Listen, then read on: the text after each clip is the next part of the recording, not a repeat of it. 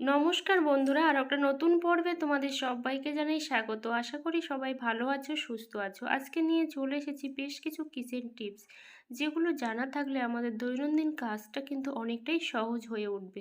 চলো, প্রথম যে টিপসটা তোমাদের সাথে শেয়ার করব, দেখো, ছাতা কিন্তু আমরা প্রত্যেকে ইউজ করে থাকি, বিশেষ করে গরমের সময় আর রোদ্দুরের সময়। এখন যেহেতু রোদ্দুর পড়ে গেছে, আমাদের ছাতা কিন্তু প্রত্যেক দিন ইউজ করতে হয়।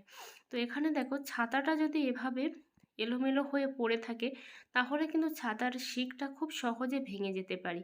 এটা কিন্তু আমাদের সাথে হয়ই। তখন আমরা কি করি, সাথে দোকানে নিয়ে যাই, আর যদি দোকানে নিয়ে না যেতে পারি তখন ওই ভাঙা ছাতা নিয়েই কিন্তু আমাদের ঘুরতে হয়। সেটা দেখতে মোটেও ভালো লাগে না। তাই অবশ্যই কিন্তু ছাতা যেখান থেকেই আসি না কেন, সাথে সাথেই কিন্তু ছাতাটা আমাদের গুছিয়ে রাখা প্রয়োজন। তাহলে ছাতাটা কিন্তু লং লাস্টিং হবে, আর আমাদের ভেঙে যাওয়ার ভয়টাও থাকবে না। দেখো, ছাতাটা এইভাবে আমি খুব সুন্দর করে গুছিয়ে নিয়েছি। যাদের এই যে ফিতেটা আছে, তারা অবশ্যই ফিতে দিয়ে নেবে, আর যদি ফিতে না থাকে তাহলে অবশ্যই একটা গার্ডার দিয়েও নেবে। তাহলেও কিন্তু এরকম সুন্দর করে গোছানো থাকবে, এলোমেলো হবে না, দেখতেও ভালো লাগবে, সাথে আমাদের জায়গাটাও কিন্তু পরিষ্কার পরিচ্ছন্ন থাকবে। তো এইভাবে যদি আমরা ছাতাটা রাখি, তাহলে ছাতাটা কিন্তু দেখো কত সুন্দর দেখতেও লাগছে, আবার যে কোনো ব্যাগেও কিন্তু ক্যারি করা যাবে, আবার অল্প জায়গাতেও কিন্তু রাখা যাবে। এরকম আমি একটা গার্ডার দিয়ে দিয়েছি এখানে।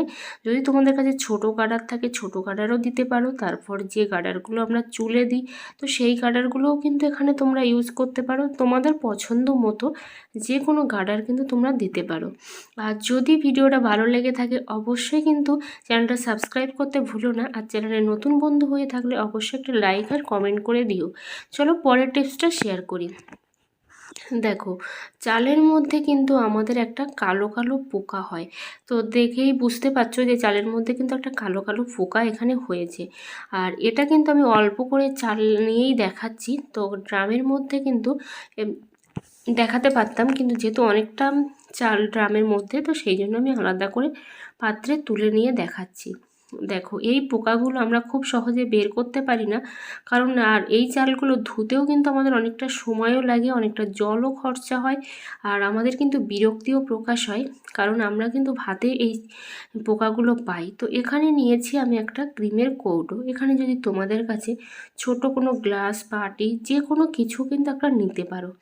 তো আমি এখানে একটা কৌটা নিয়েছি। এরকম একটা কৌটা আমি চালের মাঝখানে বসিয়ে দিয়েছি। এবার আমি দিয়ে দিচ্ছি এর মধ্যে বরফ। যেহেতু বরফটা ঠান্ডা হয়, তো সেই জন্য কিন্তু আমি এখানে বরফটা দিয়েছি। তোমাদের কাছে যদি বরফ না থাকে, তাহলে কিন্তু তোমরা নর্মাল ঠান্ডা জলও দিতে পারো।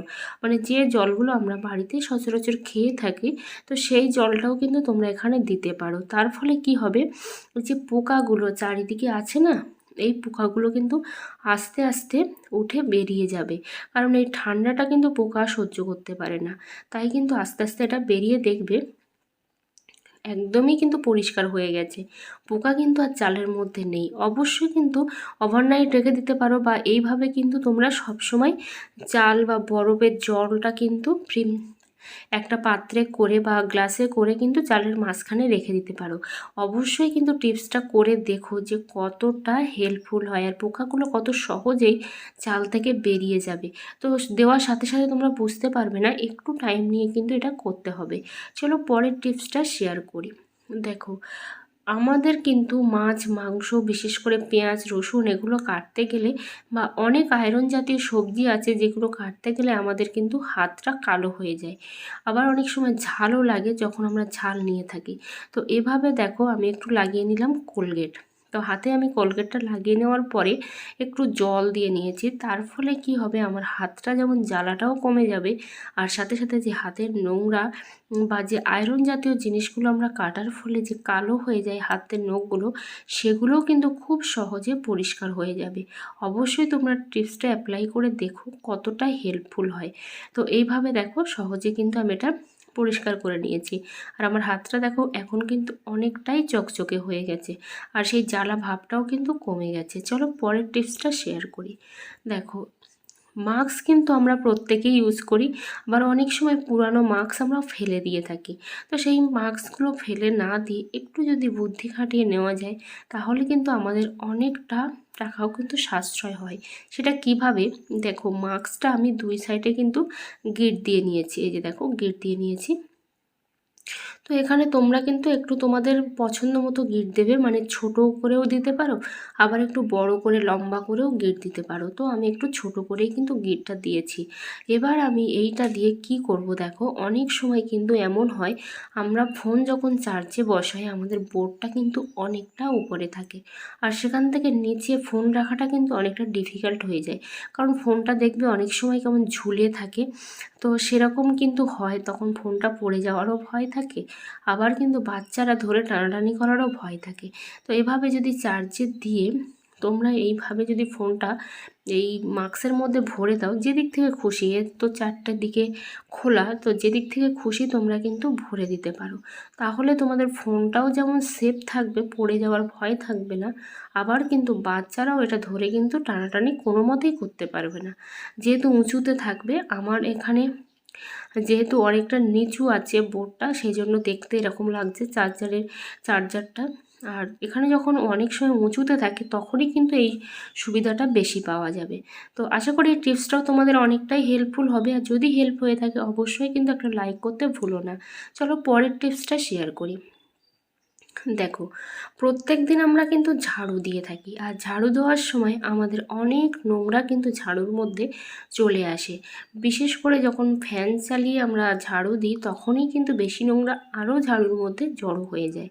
তো দৈনন্দিন যে নোংরাগুলো ঝাড়ুর মধ্যে জমা হয়ে যায় আমরা নর্মালি ঝেড়ে ফেলে দিই, দিয়ে আমরা কিন্তু ঝাড়ুটা রেখে দিই। আমরা বুঝতেও পারি না যে এর মধ্যে ঠিক কতটা নোংরা জমে গেল।